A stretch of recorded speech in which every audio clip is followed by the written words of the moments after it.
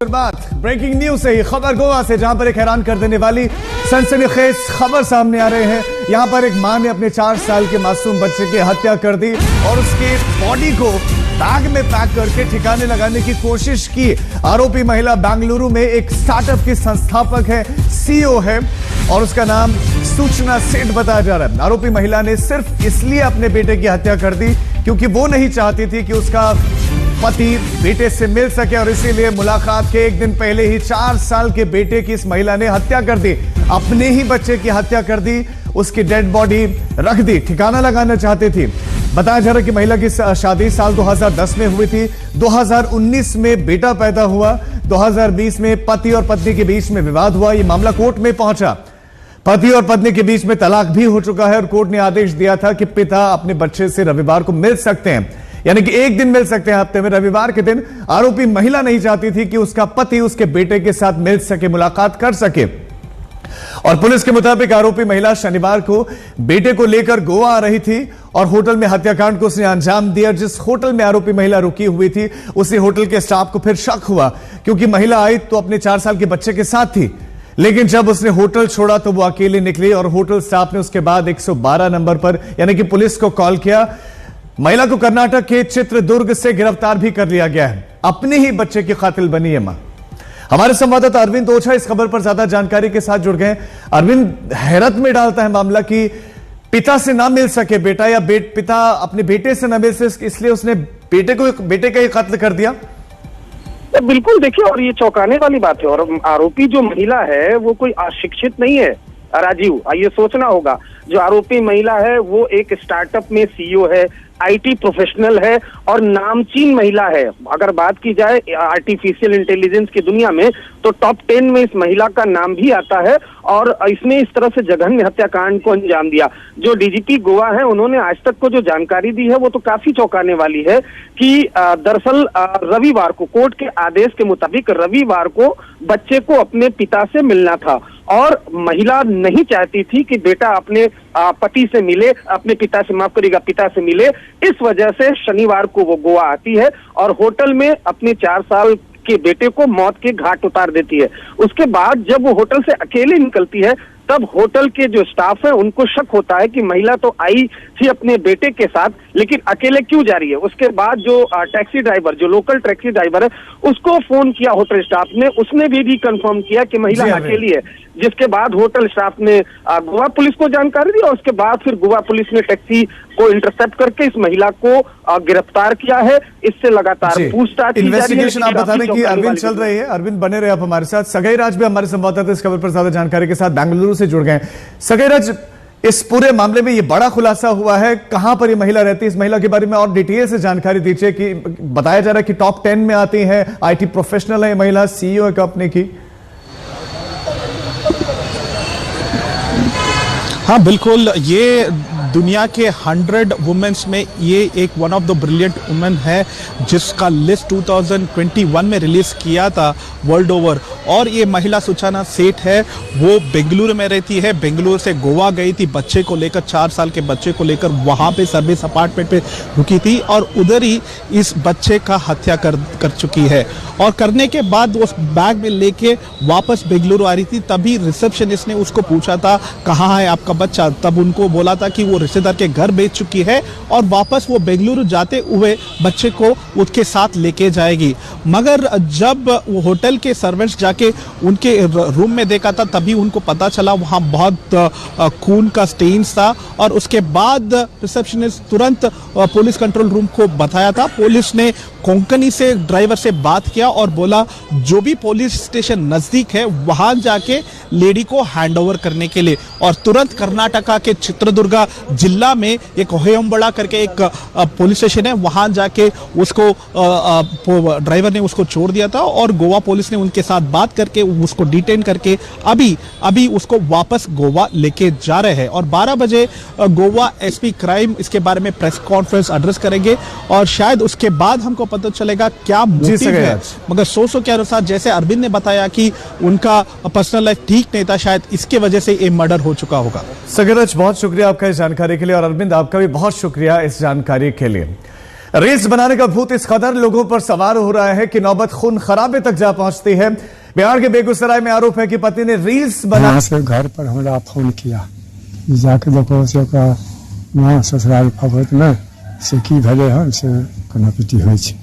हम वहाँ से साइकिल लिए 10 मिनट के अंदर में वहाँ पहुँचे तो देखिए इसका मरा हुआ पड़ा। ससुराले में?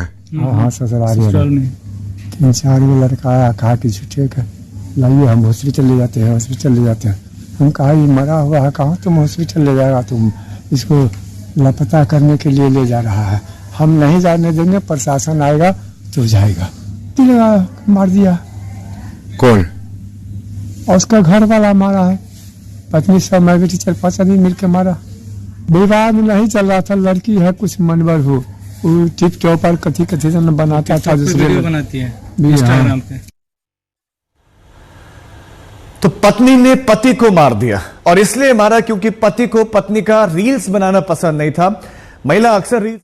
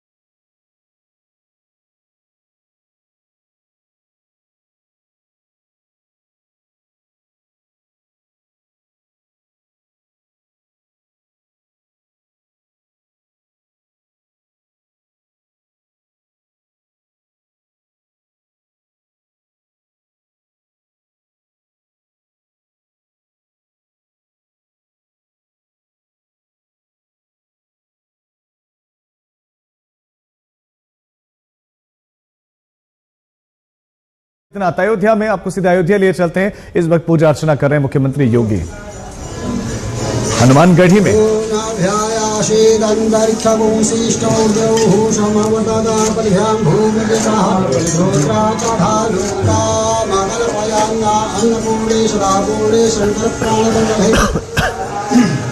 ओम हवकाले हे बलिमो ओम पुष्पवले हे प्रशोवले हे अठवारीव सैतवले वेदा पारैस्तवः पुष्पान् सुमालां समर्पयामि।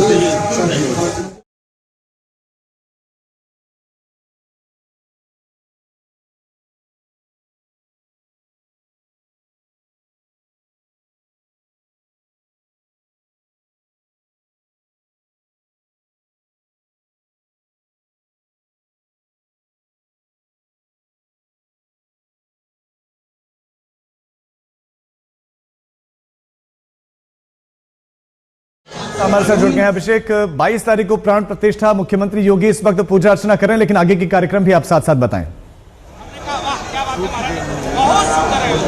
देखिए राजीव, आज का दौरा महत्वपूर्ण है क्योंकि मुख्यमंत्री की मौजूदगी अयोध्या में फिलहाल हनुमानगढ़ी के दर्शन करके हुई है, उसके बाद रामलला के दर्शन करेंगे, लेकिन उससे सबसे महत्वपूर्ण होगा उन विकास कार्यों की अंतिम समीक्षा 22 तारीख के प्राण प्रतिष्ठा कार्यक्रम से ठीक पहले, क्योंकि माना जा रहा है कि 16 तारीख तक ये पूरा कार्यक्रम जो निर्माण कार्य है वो पूरा हो जाएगा प्रथम तल का। और उसके साथ ही साथ अगर देखें तो खास तौर पर काम कितना जल्दी पूरा हो उसको सुनिश्चित करने के लिए मुख्यमंत्री पहुंचेंगे। तस्वीर में आपको दिखा देता हूं एक बार, हनुमानगढ़ी में दर्शन फिर से शुरू कर दिए गए हैं क्योंकि मुख्यमंत्री की मौजूदगी के बाद दर्शन थोड़ी देर के लिए रोके गए थे, लेकिन अभी अभी मुख्यमंत्री यहां से निकले हैं और उसके बाद में कहीं ना कहीं जो है बड़े तौर पर ये समझा जा रहा है और इसकी प्रासंगिकता इस वक्त नजर आती है। बड़े तौर पर हम देखें राजीव तो आज का दौरा दर्शन के साथ में उन समीक्षा कार्यों का है, क्योंकि एक बड़ा आयोजन है और खास तौर पर जो मुहूर्त निकाला गया है, जो तमाम पुरोहितों को आना है, उसके मद्देनजर भी कहीं ना कहीं ये काफी महत्वपूर्ण होगा और इसीलिए मुख्यमंत्री की मौजूदगी रहेगी। राजू दास हमारे साथ में। राजू दास जी, क्या कुछ किया मुख्यमंत्री ने? मुख्यमंत्री जी से जो वार्ता हुई, बहुत सुंदर वार्ता हुई है और मुख्यमंत्री जी ने कहा कि अयोध्या कैसी लग रही है, क्या अच्छा लग रहा है, खराब लग रहा है। हमने कहा महाराज जी खराब लग सकता क्या, इधर से जैसे देखिए क्या खूबसूरत अयोध्या। उन्होंने बोला प्रधानमंत्री जी बहुत बात कर रहे थे, क्या बात कर रहे थे? हमने कहा प्रधानमंत्री जी ने ये कहा कि किस प्रकार से अयोध्या डेवलप हो रहा है, महाराज जी कैसा लग रहा है, एयरपोर्ट कैसा लगा? हमने कहा बहुत बहुत साधुवाद है और आपके जो सिपाही योगी जी हैं उनको भी धन्यवाद है कि इस प्रकार से, चलो ठीक है राम जन्मभूमि पर बात और विवाद था, लेकिन एयरपोर्ट पे तो कोई बात विवाद नहीं था, रेलवे स्टेशन पे तो कोई बात विवाद नहीं था। इस प्रकार से नव दिव्य भव रेलवे स्टेशन, एयरपोर्ट, अयोध्या भक्ति पथ, राम पथ और उस प्रकार से कार्य करना बहुत अच्छा लग रहा है। बिल्कुल साफ तौर पर एक बड़ा दौरा और कहीं ना कहीं मुख्यमंत्री की मौजूदगी रही है। जी ठीक है अभिषेक, आप बने रहे हमारे साथ, आपके पास लौटते हैं। इस बीच में एक बड़ी जानकारी आपको यह भी दे दें कि प्रधानमंत्री ने भी पिछली कैबिनेट की बैठक में मंत्रियों को संदेश दिया और वो संदेश ये था प्रधानमंत्री नरेंद्र मोदी की तरफ से जो मंत्रियों को दिया गया कि बयानबाजी से आपको बचना है। पिछली कैबिनेट की बैठक में प्रधानमंत्री ने मंत्रियों को संदेश दिया है कि आस्था दिखाएं, गुस्सा आपको नहीं दिखाना है। प्रभु राम के प्राण प्रतिष्ठा को लेकर सब सचेत रहें। 22 तारीख को 22 जनवरी को प्राण प्रतिष्ठा का भव्य कार्यक्रम होना है। ऐसे में प्रधानमंत्री का यह संदेश कि आस्था दिखाएं, आक्रामकता न दिखाएं, आस्था दिखाने की आवश्यकता है और बयानबाजी से आपको जो बेफिजूल की बयानबाजियां वो ना हो, मर्यादा का ध्यान रखा जाए। अपने क्षेत्र के लोगों का रामलला के दर्शन अपने क्षेत्र के लोगों को करवाएं। तो कैबिनेट के अपने सदस्यों को प्रधानमंत्री नरेंद्र मोदी का यह संदेश, पिछली कैबिनेट की बैठक में प्रधानमंत्री ने कैबिनेट मिनिस्टर्स को यह संदेश दिया है कि आक्रामकता नहीं दिखानी, फिजूल की बयानबाजी से बचना है, अपने क्षेत्र के लोगों को रामलला के दर्शन करवाएं, प्रभु राम की प्राण प्रतिष्ठा को लेकर सचेत रहें। हिमांशु मिश्रा हमारे संवाददाता इस खबर पर ज्यादा जानकारी के साथ जुड़ गए। हिमांशु, और क्या क्या संदेश पिछली कैबिनेट की बैठक में पीएम की तरफ से दिए गए? तो उन्होंने ये साफ किया कि सभी मंत्रियों को कहा कि आप किसी भी तरीके की जो है बयानबाजी ना दीजिए और साथ ही साथ जो है अपने क्षेत्र के लोगों को 22 जनवरी के बाद जो है ज्यादा से ज्यादा प्रभु श्री राम के दर्शन कराइए। और ये याद रखिएगा कि जब अगर आप कोई बयान देते हैं तो उसमें अपनी मर्यादा का ध्यान रखिए और बयानबाजी से तो बिल्कुल बच के रहना है। और उन्होंने ये भी कहा कि आपकी भगवान श्री राम के प्रति आस्था दिखे, किसी भी तरीके का अग्रेशन नहीं दिखना चाहिए। तो प्रधानमंत्री की तरफ से अपनी कैबिनेट पे अपने सभी मंत्रियों को यह हिदायत दे दी गई है कि आप ज्यादा से ज्यादा लोगों को दर्शन कराइए, राम मंदिर को लेकर किसी भी तरीके का विवादित बयान ना दीजिए जिससे सरकार और पार्टी की छवि जो है वो खराब हो। और आप अपनी आस्था जरूर दिखाएं, लेकिन इससे जरूर बचना चाहिए कि आपके अंदर कोई एग्रेशन है इस तरीके को लेकर जिससे दूसरे की भावना जो है वो आहत।